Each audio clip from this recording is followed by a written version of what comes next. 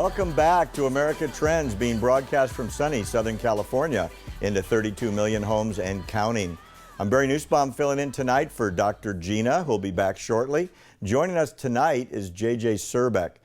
Born in the former Belgian Congo, educated in Geneva, Switzerland, where he received a law degree from the University of Geneva with a specialization in international law. JJ worked for the International Committee of the Red Cross, the creator of the Geneva Conventions, for 16 years before moving to the United States and becoming an American citizen.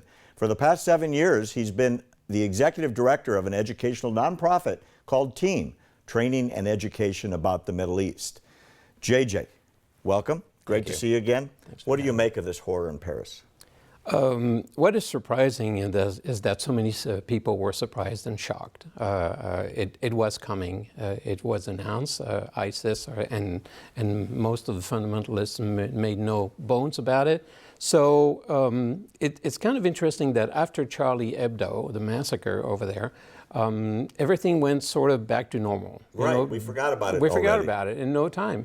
And so it shouldn't have been a surprise at all. It was bound to happen.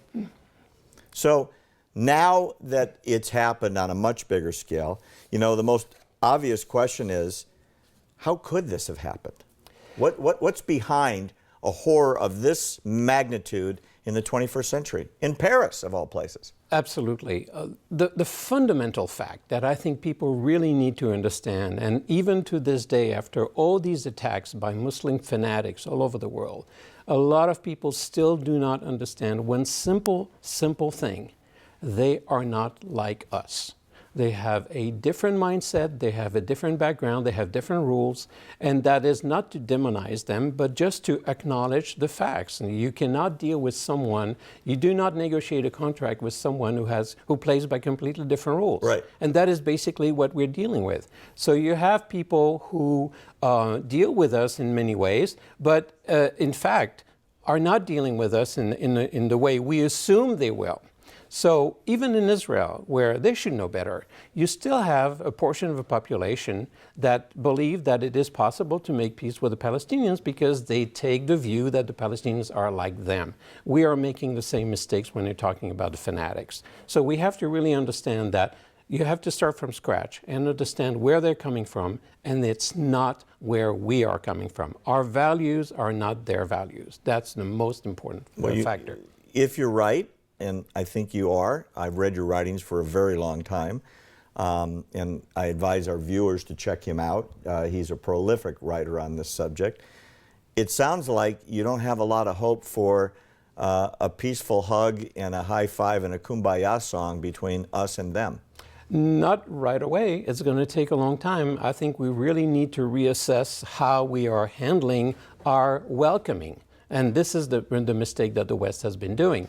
Open the doors, have them, come here for a better life, which is nice, but with values that do not match ours at all. And inevitably, at one point, there is a conflict. And when the conflict explodes, literally, no pun intended, it becomes very, very violent. And that is what we're seeing in Europe, and it could happen here too. Well, let's talk about that. Our poll question tonight, JJ, is, could it happen here? ISIS released a video today absolutely guaranteeing that a target next on their list is going to be Washington, D.C. Are they here already? Could it happen? They are here already, and the FBI will tell you that. But what is really scary, especially in light of this new decision by the president of bringing in Syrian refugees, quote unquote, it is very, very worrisome because the FBI itself admitted that they cannot monitor them all.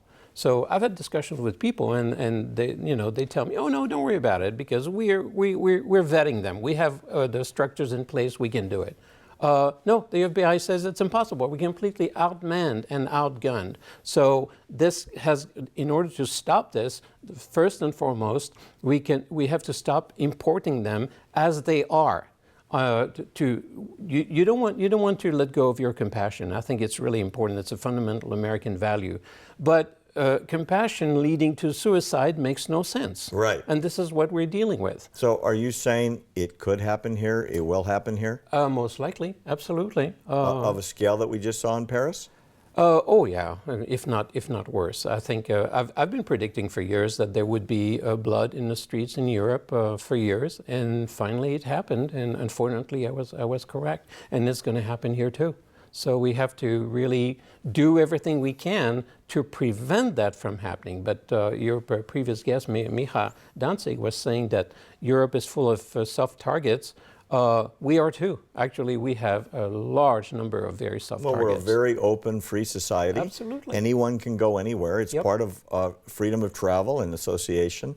So it sounds to me like the one solution, JJ, you're talking about is stop the insanity of 20,000 people coming in with absolutely no background checks, not even knowing who they are. Correct. But notwithstanding that, there's a hell of a lot of those guys here on American soil. Right. What do we do to change our lifestyle or our preventative measures so we don't have a Paris on the streets of Washington, D.C.? Well, to put it in a simple way, when you're at war, when your country is at war, you drop everything and you focus on that war. So that's really what needs to be done. We don't. What do? Oh, yeah, it's a marginal problem, but I have other things to do. I have my business, I have my career, I have whatever. I don't want to think about it. That's really the attitude of most Americans. And instead, what we need is massive pressure from the population, which I think may come after Paris, to say to our leaders, people, get your act together. You're not protecting us. You're putting us in danger, as a matter of fact. And if there are acts like that in the future, our leaders will have the blood of Americans on their hand because of their neglect. Do you feel that there's a certain culpability at the top, let's say, if we're not able to call it what it is? In other words, if Islamic fundamentalism is manifest as terrorism and we call it, well, an act of a madman or a murderous rampage or a violent crime, then we're not putting it in the category perhaps where it really belongs, which is a war that has started that we're not recognizing as a war. It is elementary. You cannot solve a problem that you have not identified. I mean, you're groping in the dark. Oh yeah, we're dealing with people, but we don't really know who they are and what they want.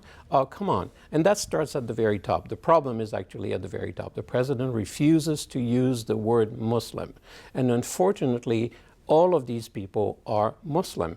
That does not mean that all Muslims are bad apples. There are just very few, very active, very dangerous bad apples that actually tar the Muslim community. And the Muslim community needs to wake up and realize that they are being put in maybe even in danger because of these guys. They really have to distance themselves from the fanatics.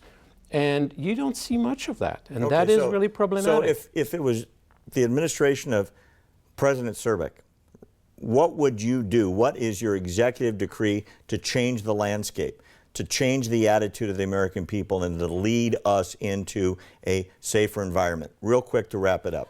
Well, stop the immigration right now. And until we have really sorted out who is willing to live by American values and standards, and then we'll discuss. Other than that, absolutely do everything militarily possible to eliminate ISIS because they are the source of the problem. Got it. JJ, thanks so much for being with us. Really insightful, some really important stuff for us to think about.